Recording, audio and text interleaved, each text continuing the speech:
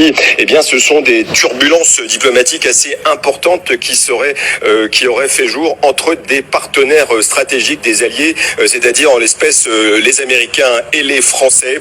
puisque de sources diplomatiques, il y aurait la possibilité, nous n'avons pas de confirmation évidemment du côté américain, mais la possibilité de l'arrivée prochaine, peut-être dans les prochains jours, d'une ambassadrice américaine à l'ambassade de Niamey.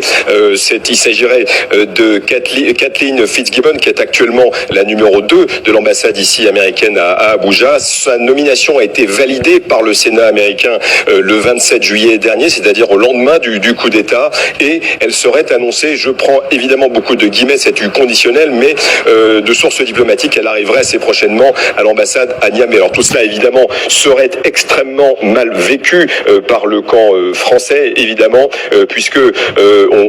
si cette nomination et c'est arrivé à Niamey alors qu'il y a eu un coup d'État, alors qu'on est en pleine crise constitutionnelle au Niger depuis maintenant plus de 15 jours, eh bien cela donnerait certainement un blanc-seing